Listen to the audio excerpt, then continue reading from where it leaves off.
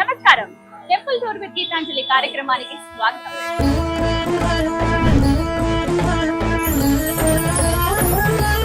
అమ్మ అని ఆర్తిగా పిలిస్తే చాలు భక్తుల పాలిట కొంపు బంగారంగా వెలసిల్లే తల్లి ఆమె. భక్తులపై ఎల్లను లేని ప్రేమను కురిపించి తనని నమ్మిన వారి ఇంట కష్టమనేది రాకుండా చూపే దేవత ఆమె. ఆమె రేణుక ఎల్లమ్మ తల్లి. ఆ తల్లి కొలువైన క్షేత్రమే ఎల్లమ్మ పోచమ్మ దేవస్థానం బల్కంపేట. సుమారుగా 750 సంవత్సరాల చరిత్ర కలిగినటువంటి ఈ ఆలయంలో అమ్మవారిని దర్శిస్తే చాలు 18 శక్తి పీఠాలను దర్శించిన పుణ్యం లభిస్తుంది అంటారు. ఇక ఆలస్యం ఎందుకు, వెళ్లి ఆ అమ్మని దర్శించుకుందాం. చూస్తున్నారు కదండి, ఇదంతా కూడా బల్కంపేటే. రోడ్ పైన మనం ఉన్నాము. కరెక్ట్ గా ఎదురుగుండానే అమ్మవారి ఆలయం అన్నమాట. గోపురం ఇదంతా చూస్తున్నారు కదా. అయితే మెయిన్ రోడ్ మధ్యలో ఉంటుంది. ఈ రోడ్డు అటు మైత్రివనం, అలాగే ఇటు ఎర్రగడ్డ వెళ్లే రోడ్ అన్నమాట. చాలా మందికి తెలుసు అడ్రస్, ఇంకా తెలియని వాళ్ళ కోసం అని చెప్తున్నాను. లేదంటే చక్కగా గూగుల్ మ్యాప్ లో బల్కంపేట ఎల్లమ్మ పోచమ్మ దేవాలయం అనగానే నేరుగా మీరు ఎక్కడున్నా తీసుకొచ్చి ఇక్కడ దింపేస్తుంది అనమాట. పర్ఫెక్ట్ అడ్రస్ అయితే అది రోడ్ వైపే ఉంటుంది. ఇదేంటంటే ఎక్కడ ఇబ్బంది అనేది అనిపించదు, కానీ చాలా రద్దీ ప్రదేశం, ఎప్పుడూ హడావిడిగా ఉండేటువంటి ప్రదేశం అనమాట. అలా అటు ఇటు జర్నీ చేసే వాళ్ళు ఎవరైతే ఉంటారంటే, రహదారిలో వెళ్లే వాళ్ళు ఎవరైతే ఉంటారో ఒకసారి అమ్మని అలా తలుచుకుని దండం పెట్టుకుని వెళ్ళిపోతూ ఉంటారు. మనమైతే లోపలికి వెళ్ళి అమ్మవారిని దర్శించుకుందాం, అలాగే ఆలయ విశేషాలు కూడా తెలుసుకుందాం అనుకున్నాం కదా. అయితే అమ్మకు సమర్పించడానికి చీర, అలాగే కొబ్బరికాయ కావచ్చు, అలాగే పూలమాల, ఇవన్నీ కూడా తీసుకుందాం అనుకుంటున్నాను. వీటికి సంబంధించిన షాపులు అన్ని కూడా మనకి ఇక్కడ దగ్గరే ఉంటాయండి. ఆపోజిట్ రోడ్ లో ఉంటాయి, అటు ఇటువైపుగా. ఇక ప్రస్తుతం చూస్తారు కదా, ఇవన్నీ ఆ షాపులే. పూర్తిగా మనకి ఇవే దుకాణాలు కనపడతాయి. వెళ్ళి మరి అమ్మకి కావాల్సిన వస్తువులు నేను తీసుకుంటాను.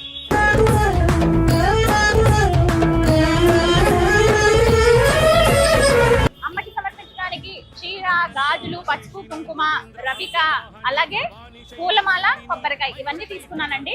ఆలస్యం ఎందుకు, ఎప్పుడెప్పుడు వెళ్ళి అమ్మని దర్శించుకుందామా అన్నంత కుతూహలంగా ఉంది నాకు. చాలా సందడిగా ఉంది, చాలా మంది భక్తులు ఉన్నారు. అవన్నీ కూడా విజువల్స్ చూడండి. అలాగే అమ్మ దర్శనానికి ముందుగా గణపతి దర్శనం చేసుకుని ఆ తర్వాత అమ్మవారి దగ్గరికి వెళ్ళాలి. చాలా పెద్ద ప్రాంగణం అని చెప్పాలండి, ఎంతో విశాలంగా ఉంటుంది. లోపల బయట చూస్తే మనకు అసలు అలా అనిపించదు. ఎంత బాగున్నారో కదా గణపతి. లోపలికి ప్రవేశించగానే ఎడం పక్కగా మనం చూడొచ్చు ఆ బొజ్జ గణపతిని. వెండి కవచం వేశారు స్వామికి, ఎంత ముద్దుగా ఉన్నారో. అమ్మ ఎక్కడున్నా ఆయన ముందు సిద్ధంగా ఉంటారు కదా, అలా కూర్చుని ఉన్నారనమాట. భక్తులందరూ ఎవరైతే లోపలికి అడుగు పెడతారో ఆలయం లోపలికి, ముందుగా గణపతి దర్శనం చేసుకుని ఆ తర్వాత అమ్మ దర్శనానికి వెళ్తారు. పదండి వెళ్దాం, ఇక అమ్మ దర్శనం చేసుకుందాం. అమ్మవారికి తీసుకొచ్చిన పూజా సామాగ్రిలో కొబ్బరికాయ ఏదైతే మనం తీసుకొస్తామో అవి కొట్టే స్థలం ఇక్కడేనండి. కొబ్బరికాయలు కొట్టే స్థలం అని ఇక్కడ రాసింది కదా.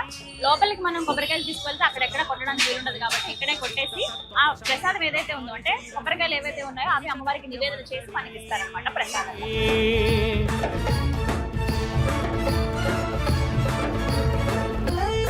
లోపలికి వెళ్తూ ఉన్నాం మనం. ఇంకా అంతరాలయం ఇంకా లోపలికి కొంచెం దూరంగా ఉంటుందండి. అమ్మవారి లోపలికి దిగి మనం దర్శనం చేసుకోవాలి. అయితే బయట మనం కొబ్బరికాయ కొట్టి అలా లోపలికి వస్తూ ఉన్నాం కదా. ఇక్కడ కుడివైపుగా టికెట్ కౌంటర్ చూడొచ్చు.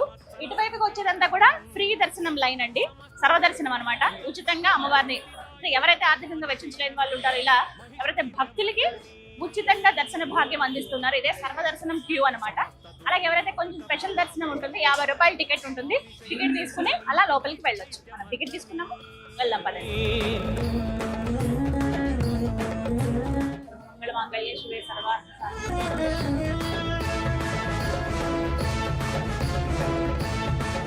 మా జగన్మాత ధ్వజస్తంభం చూసారా ఎంత దివ్యంగా ఉందో. గోపురం పైన కూడా మనకి అక్కడి నుంచి తీసే అవకాశం ఉందండి. పైన చూపిస్తాను ధ్వజస్తంభం ఎంత టీవీగా అలా ఉంటుందో. ఎక్కడి నుంచి చూసినా మనకు కనిపిస్తుందండి. బాలానగర్ నుంచి ఇటు మైత్రివనం రోడ్ ఉంటుంది కదా, ఈ సరౌండింగ్స్ లో ఎక్కడి నుంచి చూసినా చక్కగా అమ్మవారి ధ్వజస్తంభం అలా కనిపిస్తుంది అనమాట. భక్తులకి దర్శనం ఇస్తుంది. అది చూసి దండం పెట్టుకుంటారు చాలా మంది. శ్రీ రేణుకాయ నమః, శ్రీ రేణుకా ఎల్లమ్మ.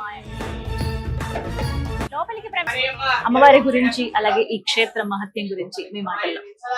ఇది 700 సంవత్సరాల చరిత్ర గల అమ్మవారి టెంపుల్ అమ్మ. ఇది ఇదంతా పూర్వం బావి ఉండేది. బావిలో అమ్మవారు వెలిసిందన్నమాట. ఇక్కడ అమ్మవారి శిరస్సు దగ్గర నుంచి ఎప్పుడు జలం వస్తూ ఉంటుంది. ఇక్కడ ఆ జలం తీసుకెళ్లి స్నానాలు చేస్తే ఎట్లాంటి చర్మవ్యాధులు ఉన్నా, సంతానం కావాలని సంతానం కావడం, ఇట్లా ఆరోగ్యాలన్నీ బాగుండడం అన్ని జరుగుతూ ఉంటాయి. పొద్దున చాలా మంది ఇక్కడ నుంచి జనం ఆ నీళ్లు తీసుకొని అమ్మవారి పసుపు తీసుకెళ్లి రాసుకొని స్నానాలు చేస్తూ ఉంటారు. అట్లా ఒక 5 వారాలు చేస్తే అట్లాంటివన్నీ కూడా తగ్గిపోతాయి. అమ్మవారి 5 వారాలు చేయాలంటారు. చాలా దివ్యంగా ఉండదు. ఇప్పుడు అమ్మవారు ఉన్నదంతా బావేనండి. బావేనండి. ఈ కవచం కింద శిలా విగ్రహం ఉంటుంది. రోజు నిత్యం అభిషేకం చేస్తారు. ఇక్కడ 365 రోజులు ఎప్పుడు అభిషేకం ఉంది. వేరే గుళ్ళలో శుక్రవారం కానీ వారం ఒక రోజు ఉంటుంది. ఇక్కడ ఎప్పుడు 365 రోజు ఉదయాన 5 గంటలకు అభిషేకం ఉంటుంది. ఏదైనా ఉత్సవాలప్పుడు 4 గంటలకి అభిషేకం చేసి ఇట్లా అలంకారం చేసి భక్తులకు దర్శనమిస్తాం. కవచం ఏదైతే ఉందో కింద మాత్రం అమ్మవారి రూపం శిలా విగ్రహం ఉంటుంది.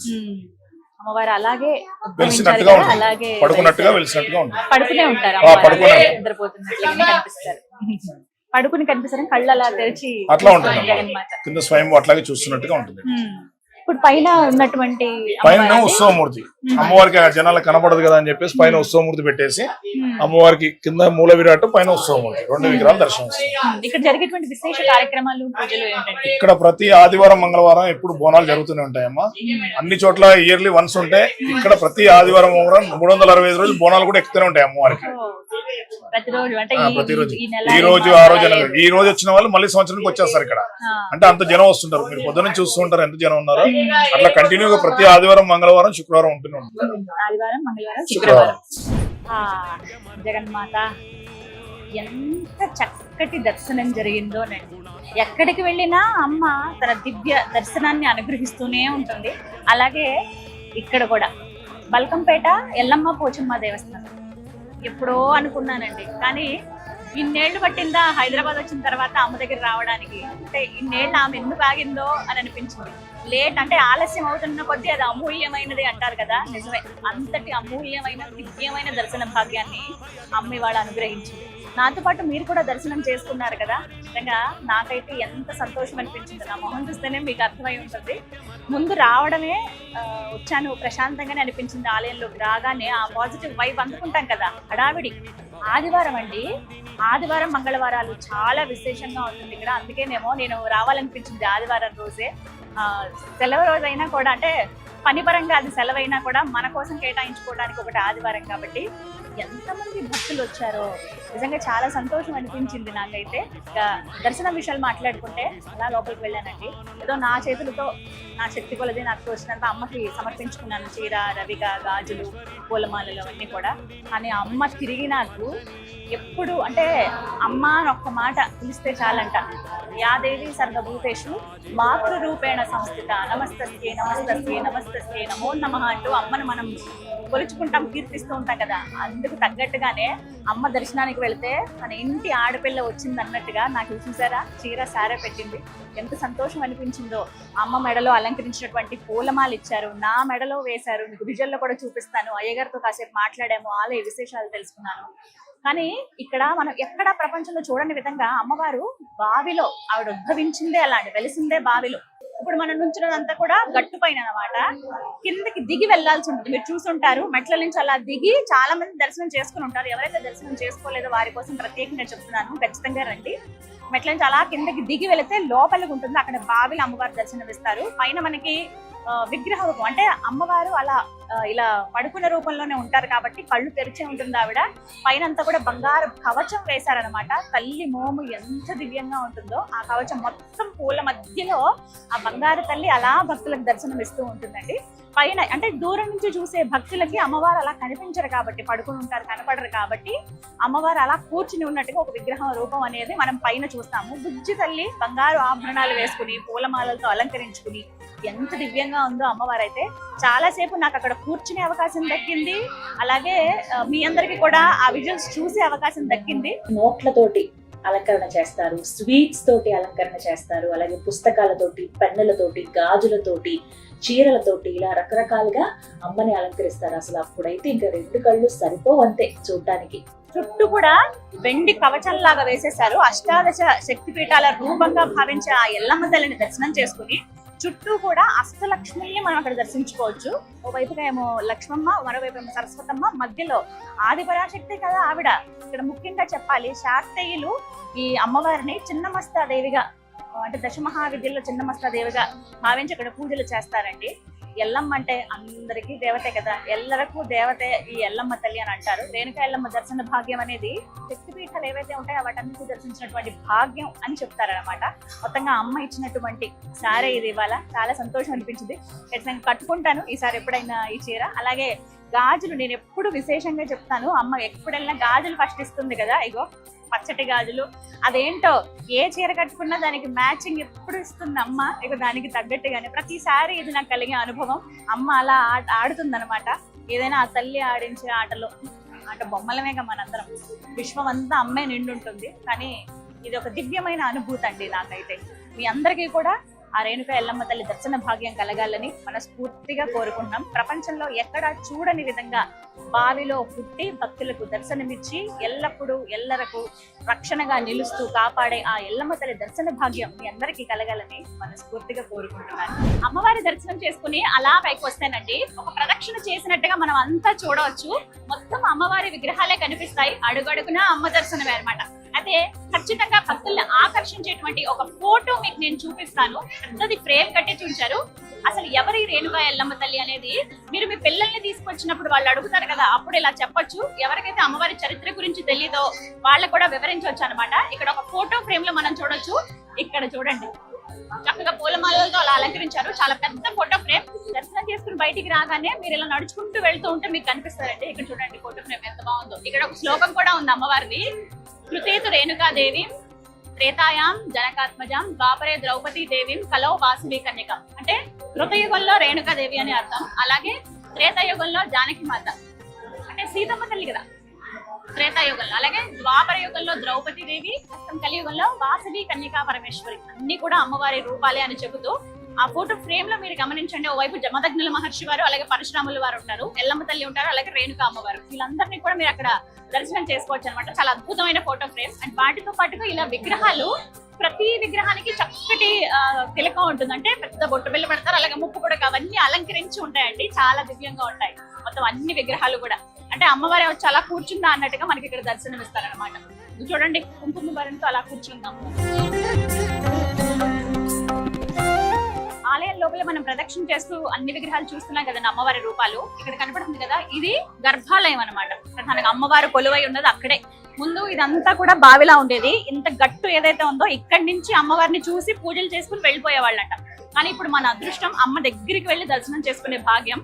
అమ్మవారు ఉన్నటువంటి గర్భాలయానికి చూడండి, చుట్టూరు కూడా పైనంతా కూడా పెద్ద రాజగోపురం అలా కనిపిస్తుంది మనకి, ప్రధాన గోపురంలా కనపడుతుంది. చుట్టూ కూడా అమ్మవారి రూపాలండి. ప్రతి రూపానికి కూడా దివ్యంగా అలంకరణ అనేది చేశారు, రంగురంగులుగా తీర్చిదిద్దారు. అదొక ఎత్తు అయితే, దాంతో పాటుగా అమ్మవారి రూపాలన్నిటికీ కూడా చక్కగా తిలకం ఉంటుంది, ముక్కు పుడకలు ఉంటాయి, గాజులతోటి మాలలాగా వేశారు. ప్రతి విగ్రహాన్ని, ప్రతి అమ్మ రూపాన్ని మీరు గమనించండి ఎంత దివ్యంగా ఉంటుందో. చూడండి,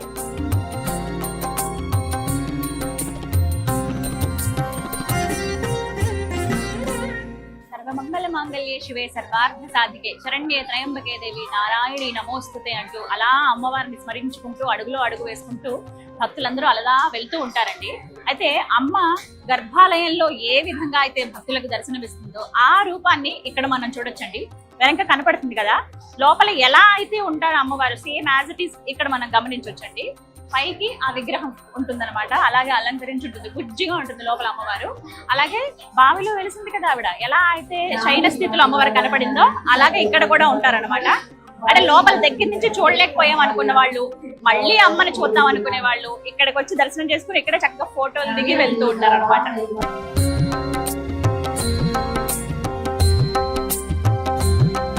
బల్కంపేట ఎల్లమ్మ పోచమ్మ దేవాలయంలో ఉన్నాం కదండి.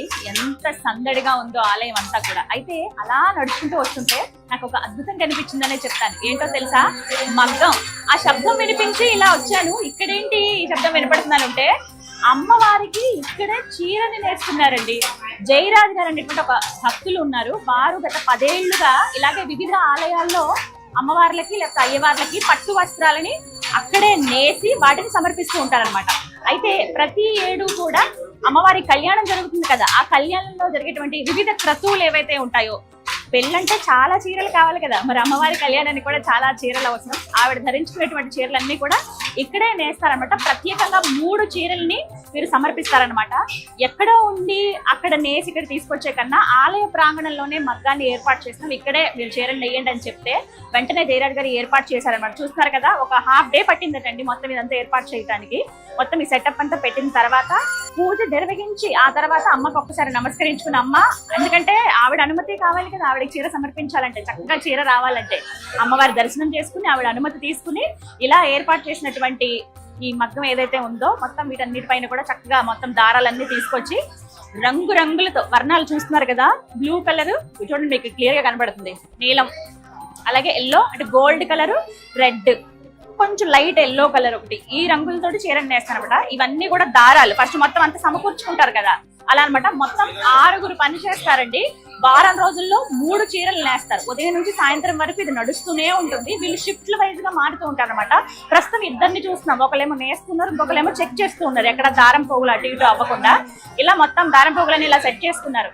నేతన్నలు వాళ్ళ కష్టం ఎంత ఉంటుందో ఇక్కడ చూస్తే అర్థమవుతుందండి. సింపుల్ గా ఒక చీర కట్టుకుని ఖరీదించాను అనుకుంటాను కానీ చాలా కష్టమైన పని ఇది, అదైతే నాకు అర్థమైంది. కానీ ఇక్కడ చూస్తున్నారు కదా, అగో ఎంత శ్రద్ధగా చేస్తున్నారో. ఈసారి 3 రకాలు అన్నమాట చీరల్లో. మొత్తం ప్యూర్ పట్టు ఒకటి, జరీతో ఒకటి, దాంతో పాటుగా ఇప్పుడు మీరు చూస్తున్నది పోచంపల్లి. పోచంపల్లి అంటే మన తెలంగాణ బ్రాండ్ కదా పోచంపల్లి అని అనగానే. ఇక్కడ మన డిజైన్ చూస్తున్నారు కదా, ఆ డిజైన్ చాలా అందంగా ఉంటుంది, నాకు కూడా చాలా నచ్చుతుంది పోచంపల్లి. అందరు మహిళలకి ఇష్టమే, అమ్మకి ఇంకా ఇష్టం కదా. ఎటువంటి వస్త్రాన్ని భక్తితో సమర్పించే ఏదైనా అమ్మ తీసుకుంటుంది. ఇక ప్రస్తుతం అయితే పోచంపల్లి చీరని నేస్తున్నారనమాట. ఇది ఒక 3 రోజులు పడుతుంది. అలా మొత్తం 3 చీరలు ఈ వారం రోజుల్లో నేస్తారు. ముందుగా ఎదుర్కోలప్పుడు, అలాగే అమ్మవారి కళ్యాణం అప్పుడు జరిగేటువంటి కొన్ని ఘట్టాల్లో ఈ చీరలే అమ్మవారు ధరిస్తారు. ఎవరైతే భక్తులు వస్తున్నారో మీరు చూస్తున్నారు కదా, అలా వచ్చి అమ్మవారిని దర్శించుకుని అలాగే ఈ మగ్గాన్ని కూడా చూసి వాళ్ళే అంటే ఏదో ఒక రకంగా ఒక్కసారి నేతన్నని ఇలా ముట్టుకున్న వాళ్ళ చెయ్యి వాళ్ళ హస్తం కూడా వేసాం ఇందులో అనే ఈ కథలో మేము కూడా భాగమయ్యామన్న సంతోషంతో ఈ చీరకి నేస్తున్న ఈ చీరకి దండం పెట్టుకుని అలా వెళ్తున్నారు అనమాట. ఆలయ ప్రాంగణంలోనే ఒక భక్తి భావం, ఒక పవిత్రత ఉంటుంది. అలాంటిది ఈ స్థలంలోనే చీరను నేయడం అనేది చాలా గొప్ప విషయం. ఇది మంచి ఆలోచన. కొంత స్థలాన్ని కేటాయించారు, ఇక్కడే చీరను నేస్తున్నారు అనమాట. ఈసారి అమ్మ రంగురంగుల అద్భుతమైన చీరలతో మనకి దర్శనం ఇవ్వబోతోంది.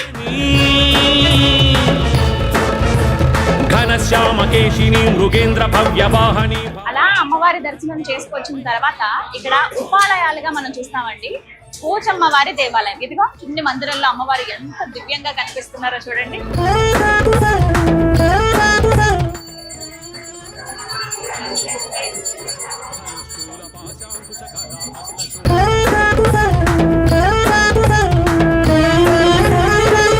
బాగున్నారండి అమ్మవారు. ఇగో పువ్వులు ఇచ్చారు ప్రసాదంగా. ఆహా, పసుపు మోము తగదగా మెరిసిపోతుంది ఆవిడ. పోచమ్మ తల్లి ఎంత చక్కగా ఉన్నారు చూసారుగా, ఆయుధాలు అవి పట్టుకుని. ఇక్కడ ఉపాలయం దగ్గర వచ్చిన భక్తులందరూ కూడా అమ్మవారి దర్శనం తర్వాత అలా బయటకు వచ్చి ఇక్కడ ఉన్నటువంటి పోచమ్మ తల్లి దర్శనం చేసుకుంటారు.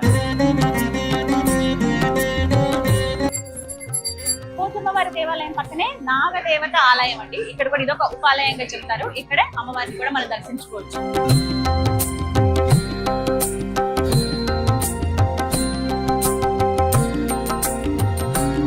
పల్కంపేట ఎల్లమ్మ పోచమ్మ దేవాలయంలో ఉన్నామండి. ఎంతో దివ్యంగా వైభవంగా ఇక్కడ బోనాల జాతర జరుగుతుందని చెప్పుకోవాలి. ఆషాఢ మాసం రాకముందే ఇక్కడ చాలా మంది బోనాలు సమర్పిస్తున్నారు, అలాగే అమ్మ దర్శనానికి వస్తున్నారు. ఎందుకంటే త్వరలో అమ్మవారి కళ్యాణం ఉండబోతోంది. ఆ వేడుకకు ముందుగా ఎన్నో క్రతువులు జరుగుతాయి. ఆ ముందుగా వచ్చే ఆదివారం ఎంతో విశేషం అని అంటారు. అందులో భాగంగా చాలా మంది భక్తులు వచ్చి అమ్మ దర్శనానికి వస్తూ ఉన్నారు, అమ్మ దర్శనం చేసుకుంటూ ఉన్నారు. ఇందులో భాగంగా ఆలయ విశేషాలు తెలుసుకుందాం. మనతో పాటు ఉన్నారు అర్చకులు కుటుంబ శాస్త్రి గారు, వారితో మాట్లాడతాం. గురుగారు నమస్కారం అండి. ఆలయ విశేషాలు తెలియజేస్తారా? అసలు ఎంత కలకల్లాడిపోతుందో ఇవాళైతే. అమ్మవారు పిలిస్తే పలికేటువంటి తల్లి అమ్మ. ఆ తల్లి ఎప్పుడు ఎల్లవేళలా ఏ కష్టం వచ్చినా కూడా ఏ భక్తుడు వచ్చి నమస్కారం చేసినా వెంటనే వారి కోరికలు ఇచ్చేటువంటి తల్లిగా, ఇంట్లో తల్లి పిల్లల్ని ఎట్లా చూస్తుందో అదే ప్రకారంగా భక్తులందరినీ కూడా తల్లి చల్లని తల్లి పిలవగానే ఆ యొక్క అనుగ్రహంతో ఆ తల్లి కనుకరించి వెంటనే వాళ్ళ యొక్క కోరికలను తీర్చుకుంటుంటారు. ఇందులో బావిలో వెలిసినటువంటి ఈ అమ్మవారు ప్రపంచంలో ఎక్కడా లేదు. ఒక్క బల్కంపేటలోనే బావిలో మాత్రమే వెలిసింది. ఇంకా అమ్మవార్లు చాలా చాలా చోట్ల ప్రతిరూపాలుగా వెలిసారు గాని ఇక్కడ మాత్రం విశిష్టత ఏంటంటే భావిలా వెలిసినటువంటి అమ్మవారు ఇక్కడ చాలా విశిష్టమైనటువంటి తల్లి. ఈ ఉదాహరణకు నీతు అంబానీ గారు వచ్చి ఇక్కడికి ఇటీవల ఒక ₹1 కోటి కూడా ఇచ్చి ఆ అమ్మవారి యొక్క దేవస్థానమునకు ఇచ్చి అభివృద్ధి చేయమని చెప్పి ఇచ్చింది. ఆవిడ ఎప్పుడు కూడా క్రికెట్ కి వచ్చినప్పుడు బాంబే నుంచి డైరెక్ట్ గా గుడి దగ్గరికి వచ్చి దండం పెట్టుకుని వెంటనే క్రికెట్ మ్యాచ్ కి ఉప్పల్ స్టేడియం కి వెళ్తుంది. అటువంటి నమ్మకం కూడా అట్లాంటి వాళ్ళు చాలా మంది ఉన్నారు. ఇప్పుడు ఉదాహరణకు ఆమె ఒక్కనే చెప్పాం కానీ చాలా మంది రాష్ట్రాల నుంచి, అమెరికా నుంచి కూడా వచ్చి, ఇతర దేశాల నుంచి కూడా వచ్చి అమ్మవారి మొక్కులు తీర్చుకుని వెళ్తూ ఉంటారమ్మా. ఆదివారం మంగళవారం ఇట్లాగే కలకలలాడుతూ ఉంటుంది. విశేషంగా ఉంటుంది. ఆదివారం మంగళవారం ఇట్లాగే విశేషంగా ఉంటుందమ్మా.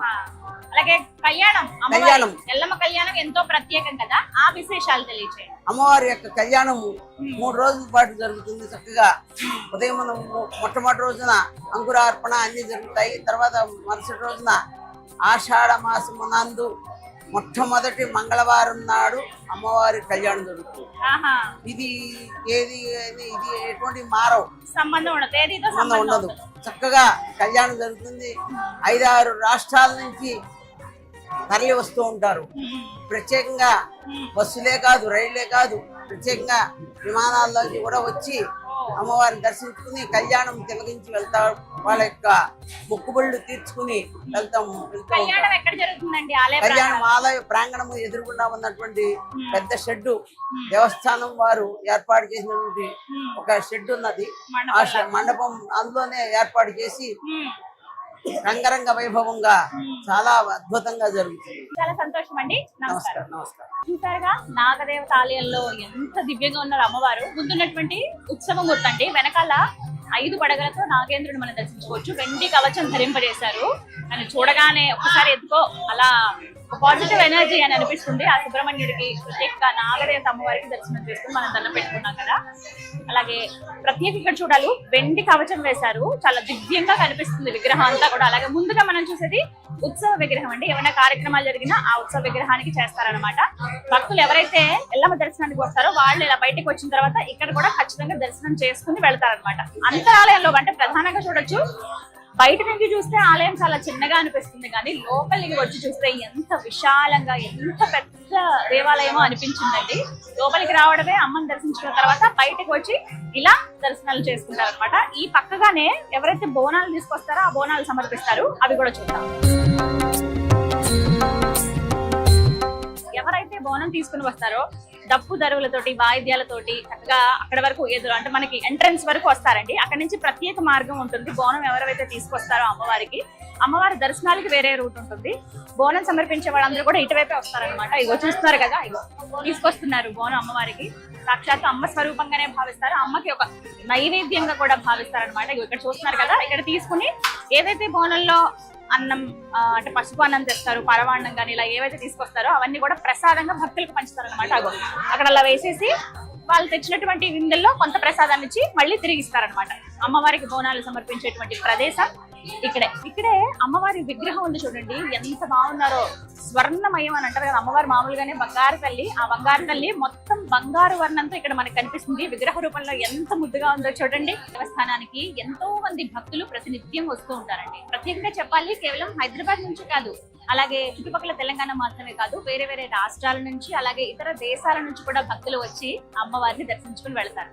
అలాగే బల్కంపేట ఎల్లమ్మ పోచమ్మ దేవస్థానం ఆలయ వేళలు ఒకసారి చూద్దాం. ఉదయం 7:30 గంటల నుంచి దర్శనాలు ప్రారంభిస్తే మధ్యాహ్నం 1 గంట వరకునండి. అలాగే 3 గంటలు, మధ్యాహ్నం 3 గంటల నుంచి మళ్ళీ రాత్రి 8:30 గంటల వరకు కూడా దర్శనాలు ఉంటూనే ఉంటాయి. ప్రధానంగా 2 గంటలు అయితే ఆలయాన్ని మూసివేస్తారు. అమ్మవారికి కాస్త విరామం, అంటే 2 గంటల విరామం ఉంటుందంటే అమ్మవారికి. మళ్ళీ యథావిధిగా దర్శనాలు ఉంటాయి.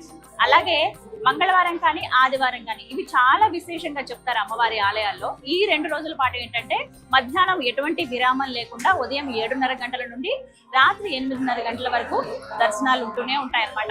అమ్మ అందరినీ ఒకే విధంగా అనుగ్రహిస్తూ ఉంటుంది. భక్తులు ఏ కష్టాలతో వచ్చినా కూడా అమ్మ నాకు ఈ సమస్య ఉందని చెప్పక్కర్లేదట ఆ ఎల్లమ్మ తల్లికి.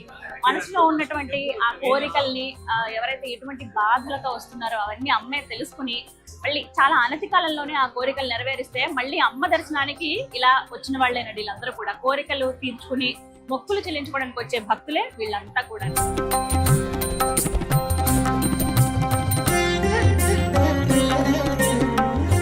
బల్కంపేట ఎల్లమ్మ పోచమ్మ దేవాలయంలో ఉన్నామండి. అడుగడుగున అమ్మవారి దర్శనమే ఇక్కడ. ప్రత్యేకంగా ఇక్కడ మనం గమనించవచ్చు అమ్మవారి అద్దాల మండపం. ఆ బంగారు తల్లి అద్దాల మండపంలో ఉయ్యాల్లో అలా ఊగుతూ భక్తులందరికీ కూడా దర్శనమిస్తూ ఉంటుంది. మీరు కూడా దర్శించుకోండి. ఎంత బాగున్నారో అమ్మవారు కదా. పూర్తిగా ఇదంతా కూడా అద్దాల మండపం అండి. చుట్టూ మొత్తం అద్దాలే మనకు కనిపిస్తాయి. అయితే ఈ అద్దాలు ఏంటంటే కాస్త పసుపు రంగులో అంటే గోల్డ్ కలర్ లో ఉంటాయి అనమాట. అందుకే మనం ఒకటి గోల్డెన్ టెంపుల్ లాగా బంగారు భవనం అనమాట, ఒక బంగారు గది. ఆ బంగారు గదిలో అమ్మవారు అలా ఉయ్యాల్లో కూర్చుని ప్రశాంతంగా ఆవిడ ఊగుతూ ఉంటుంది అనమాట. విశేష సేవలు ఉంటాయి వీటికి కూడా. మనం ఒకసారి ఈ వివరాలు కనుక్కుంటే ఈ సేవల్లో కూడా భక్తులు కూడా పాల్గొనొచ్చండి. కానీ ఎవరైతే అమ్మవారిని దర్శించుకుని అలా బయటకు వస్తారో ఉపాలయాలు గుండా పోచమ్మను నాగదేవతను దర్శించుకుని ఆ తర్వాత అద్దాల మండపంలో ఉన్న ఈ బంగారు తల్లిని కూడా భక్తులు దర్శించుకుంటారు.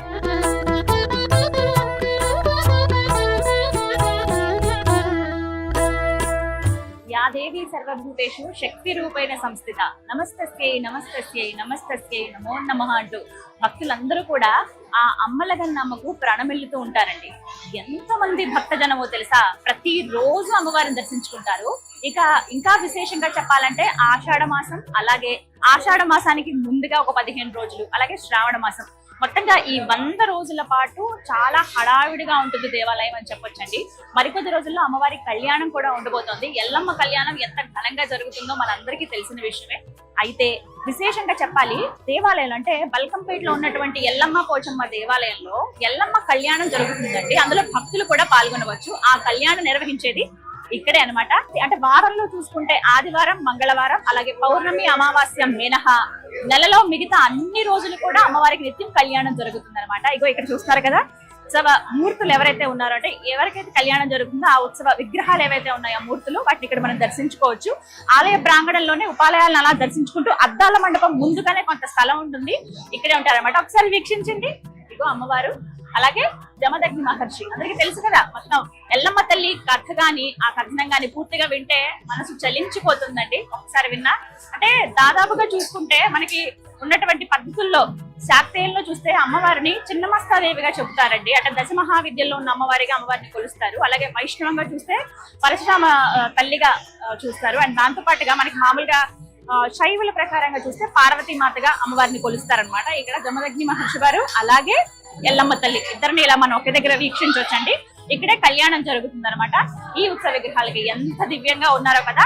అలాగే విశేషంగా చెప్పాలి, ఎల్లమ్మ కళ్యాణం అనేది ఆషాఢ మాసంలో వచ్చే మొదటి మంగళవారం. తేదీతో సంబంధం ఉండదండి, మొదటి మంగళవారం ఏదైతే ఉందో ఆ వారంతో సంబంధం ఉంటుంది అనమాట.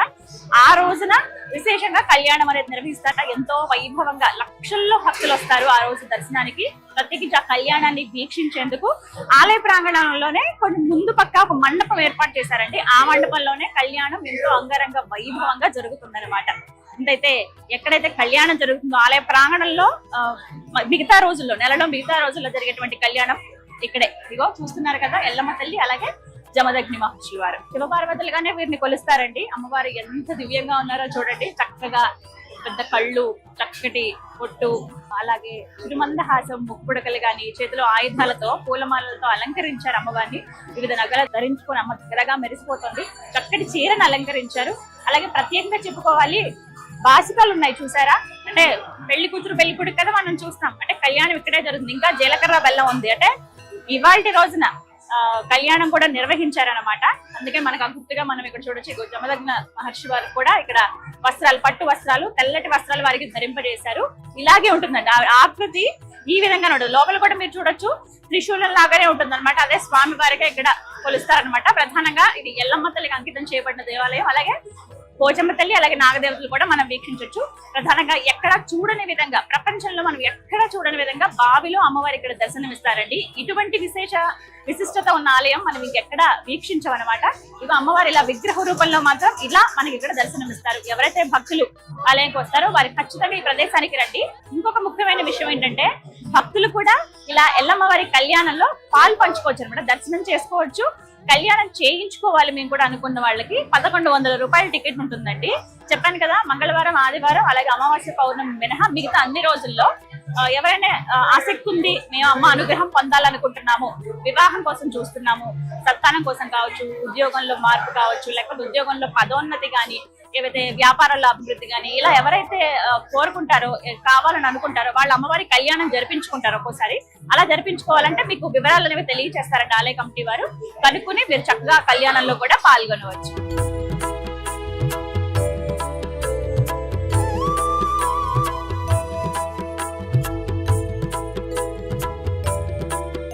ఎల్లవేళలా భక్తుల్ని కంటికి రెప్పలా కాచి కాపాడే దేవత ఆ ఎల్లమ్మ తల్లి. ప్రత్యేకించి ఆ ఎల్లమ్మ తల్లి ఎందరో మంది కుటుంబాలకు కూడా ఇంటి దేవతగా వెలిసిందండి. వారింటికి అందరినీ కూడా తరతరాలుగా రక్షిస్తుంది ఆ అమ్మే అని చెప్పి ఒక దృఢ నమ్మకం ఉంటుంది చాలా మంది భక్తులకి. అలా ఎవరైతే అమ్మవారిని ఇంటి ఆడపడుచుగా భావిస్తారో వారు వచ్చి అమ్మవారికి ఒడి బియ్యాన్ని సమర్పిస్తారనమాట. ఇగో ఇప్పుడు చూస్తున్నారు కదా, ఇక్కడ ప్రత్యేకంగా ఏర్పాటు చేశారు. అమ్మవారి విగ్రహం ఉంటుంది, ఇక్కడే అమ్మ దగ్గరే సమర్పించవచ్చు అనమాట. అయ్యగారు ఉంటారు, శాస్త్రోక్తంగా వారు కొన్ని మంత్రోచ్చారంతో వారి వివరాలు తెలుసుకుని, అలాగే పేరు, గోత్రం ఇవన్నీ తెలుసుకుని వారికి ఒడిబియ్యం అనేది అమ్మవారికి సమర్పిస్తారనమాట. ఇగో భక్తులు వస్తున్నారు కదా, ఎక్కడెక్కడి నుంచి వస్తారండి. కేవలం తెలంగాణ చుట్టుపక్కలే కాదు, అటు హైదరాబాద్ అని కదా, హైదరాబాద్ కి మించి ఇంకా మిగతా ప్రాంతాల్లో తెలంగాణ ప్రాంతాలు కావచ్చు, వివిధ రాష్ట్రాలు, వివిధ దేశాల నుంచి కూడా, అంటే ఇక్కడ వాళ్ళు చాలా మంది వెళ్ళి పొరుగు దేశాల్లో సెటిల్ అవుతారు కదా, వాళ్ళు కూడా విశేషంగా అమ్మవారి కళ్యాణానికి ముందు, అంటే ఇంటి ఆడపిల్లకి ఎలా అయితే పెళ్లి కూతురు చేసి ముందు అన్ని చీర సారి అన్ని పెడతారు కదా సమర్పించి, అలా ముందుగా సిద్ధం చేస్తారనమాట.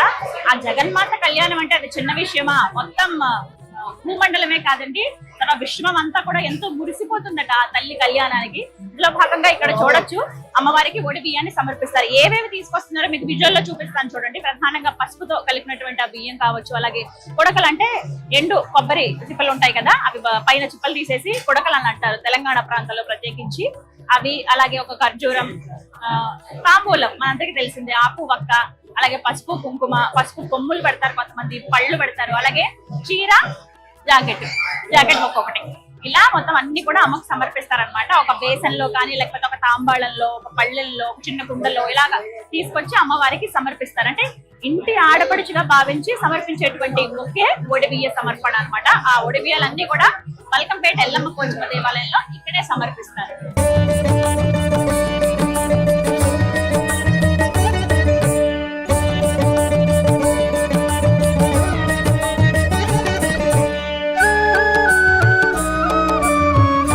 గాజులు గ్రీన్ కలర్, ఎప్పుడు వెళ్ళినా సరే నాకు ఖచ్చితంగా అమ్మ మ్యాచింగ్ ఇస్తుంది కదా, అలా ఈసారి కూడా గ్రీన్ కలర్ వచ్చింది అనమాట. థ్యాంక్స్ అమ్మకి. ఆ రేణుకా ఎల్లమ్మ దర్శనం జన్మ జన్మల పుణ్యఫలంగా భక్తులు భావిస్తారండి. అలాగే అమ్మవారి ప్రసాదం కోసం భక్తులు పోటీ పడతారనే చెప్పుకోవాలి. ప్రత్యేకంగా బల్కంపేటలో ఉన్నటువంటి ఎల్లమ్మ పోచమ్మ దేవస్థానంలో అమ్మవారి దివ్య ప్రసాదంగా లడ్డు, 2 రకాల లడ్డూలు ఉంటాయండి, బెల్లం లడ్డు, చక్కెర లడ్డు, అలాగే పులిహోర, వడ ప్రసాదంగా అందిస్తారనమాట. అన్ని కూడా అందరూ వెచ్చించగలిగే ధరలోనే ఉంటాయి. 15 రూపాయలు, 20 రూపాయలు, 25 ఇలానే ఉంటాయి. ప్యాకెట్స్ రూపంలో అందిస్తారు. వచ్చిన భక్తులందరూ కూడా అమ్మ దర్శనం చేసుకుని ఆ దివ్య ప్రసాదాన్ని తీసుకుని ఇక్కడే చక్కగా ప్రసాదాన్ని సేవించి వెళుతూ ఉంటారు. భక్తులపై ఎల్లలు లేని ప్రేమను కురిపించి ఎప్పుడు వారి పాటిన కొంగు బంగారంగా వెలసిల్లుతోంది ఆ ఎల్లమ్మ తల్లి. అటువంటి ఆ తల్లికి కానుకగా ఇలా తులాభారం ఉంటుందండి. ప్రత్యేకంగా ఆలయ ప్రాంగణంలోనే మీరు గమనించవచ్చు. ఇక్కడ చూస్తున్నారు కదా, ఇది తులాభారం అన్నమాట. భక్తులు మొక్కుకుంటారండి. బెల్లం గాని, లేకపోతే బియ్యం గాని, వాళ్ళ ఎత్తు, లేకపోతే వాళ్ళు ఎన్ని కేజీలు ఉంటుంది అంతగా నాణాలు గాని, ఇలా దానికి తగ్గట్టుగా రుసుము గాని, ఎంతో కొంత డబ్బులు గాని అమ్మవారికి సమర్పించి వెళ్తారనమాట. ఇలా ఎంతో మంది భక్తులు అమ్మవారికి మొక్కులు చెల్లించుకుంటారు. బల్కంపేట ఎల్లమ్మ పోచమ్మ దేవస్థానంలో ప్రస్తుతం మనం ఉన్నామండి. ఆలయ ప్రాంగణం ఎంత విశేషమో కదా. ఇక్కడ చూస్తున్నారు కదా, నిత్య హోమం జరిగేటువంటి యాగశాల అండి. ప్రతిరోజు రేణుక అమ్మవారి మహామూల మంత్రంతో ప్రతిరోజు యాగం నిర్వహిస్తారు. ఆ యాగం జరిగేటువంటి స్థలం ఇక్కడే. అలాగే విశేషంగా చండీ హోమం నిర్వహిస్తారు ప్రతి పౌర్ణమికి కూడా. అలాగే కొన్ని వివిధ సందర్భాల్లో ఏవైతే యాగాలు చేస్తారో ఆలయం బయట మీరు చూడొచ్చు, అంటే ప్రాంగణం లోపలే బయట చూడొచ్చు. అక్కడ యాగశాల ఉంటుంది, అక్కడ వివిధ హోమాలు అవన్నీ నిర్వహిస్తారనమాట. ప్రధానంగా చండీ హోమం, ఎక్కువ మంది భక్తులు పాల్గొన్నారు అన్నప్పుడు అక్కడ హోమాలు నిర్వహిస్తారు. అలాగే ప్రతిరోజు చేసేటువంటి యాగం, ఖచ్చితంగా అమ్మవారికి ఏదైతే యాగం చేస్తారో రేణుక అమ్మవారి మహామూలమంత్రంతో ఆ యాగం జరిగేది ఇక్కడే. ఒకసారి అక్కడ అమ్మవారి దివ్య విగ్రహం ఉంది, అమ్మవారి రూపం ఎలా ఉందో చూడండి. అలాగే ఆ హోమగుండాన్ని కూడా ఒకసారి దర్శించుకోండి.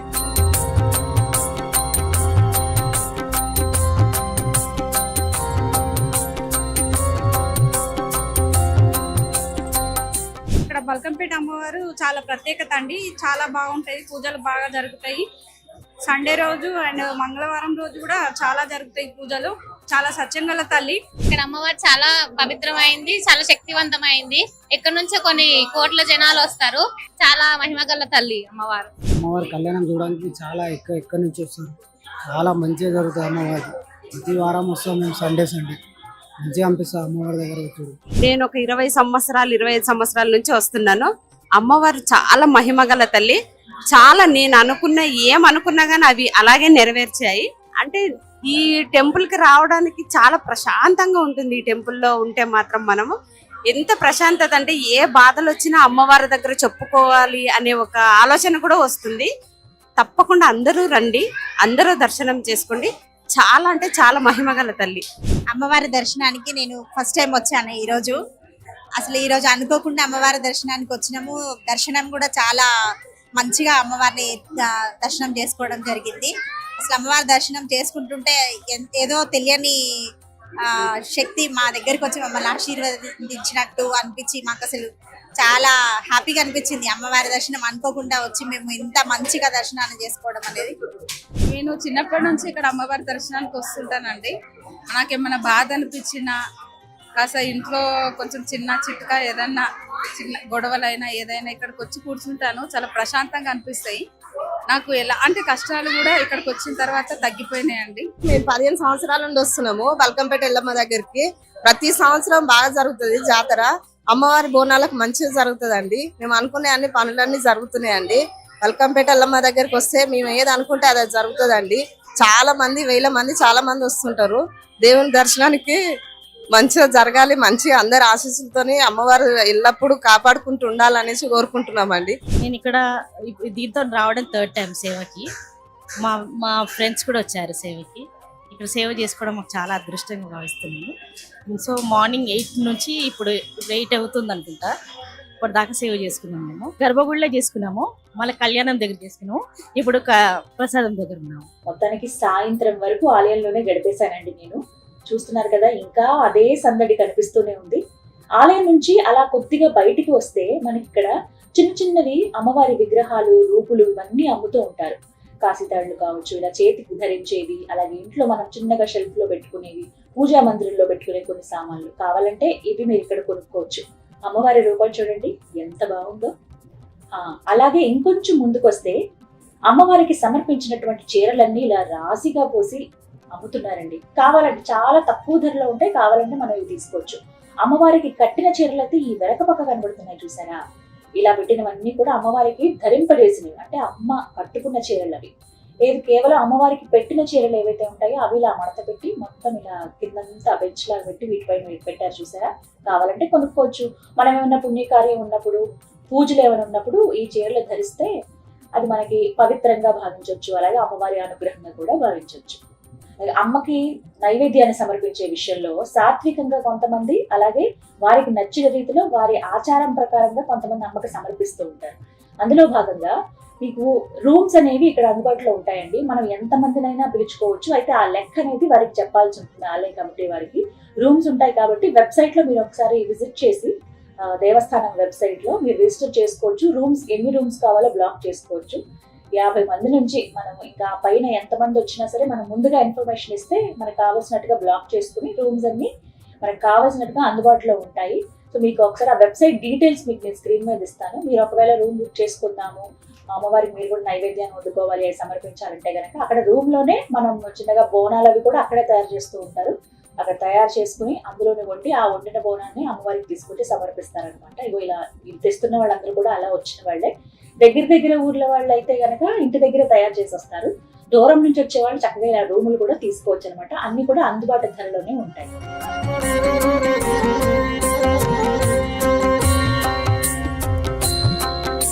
శ్రీమాత్రే నమః. ఎల్లమ్మ పోచమ్మ దేవి అయి నమః. శ్రీ ఎల్లమ్మ దేవి 2025 కళ్యాణోత్సవం పురస్కరించుకుని దేవాలయం నందు అన్ని ఏర్పాట్లు గత సంవత్సరంలాగే ఈ సంవత్సరం కూడా ఇంకా కొద్దిగా మెరుగైన ఏర్పాట్లు చేస్తూ ముందుకు వెళ్తున్నాము. దీని విషయంలో ముందస్తుగా గౌరవ మంత్రివర్యులు శ్రీ పొన్నం ప్రభాకర్ గారి అధ్యక్షతన అలాగే మన ఎంపీ గారు అనిల్ కుమార్ యాదవ్ గారు, అలాగే మేయర్ మేడం గద్వాల విజయలక్ష్మి మరియు కార్పొరేటర్లు మరియు స్థానిక ఎమ్మెల్యే శ్రీనివాస్ యాదవ్ గారు, మిగతా అందరూ, అలాగే అదేవిధంగా వివిధ ప్రభుత్వ శాఖల అధికారులతోటి సమీక్షా సమావేశం ఏర్పాటు చేయడం జరిగింది.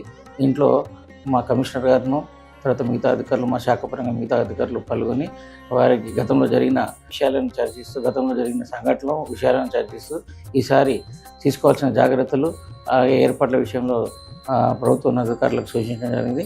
అట్లాంటి సూచన విషయాలకు వాళ్ళు ప్రతిస్పందిస్తూ మెరుగైనట్టు సందిగ్ధత తెలిపినారు.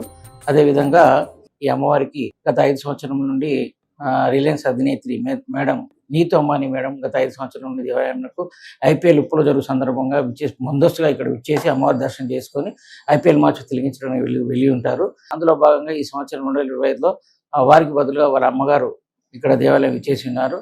వారి అమ్మగారిని దేవస్థానం ఫౌండరీ చైర్మన్ గారు, అలాగే దేవస్థానం అధికారులు దేవస్థాన అభివృద్ధికి కాస్త కొద్దిగా తోడ్పాటు అందించాల్సిన కోరి ఉన్నారు.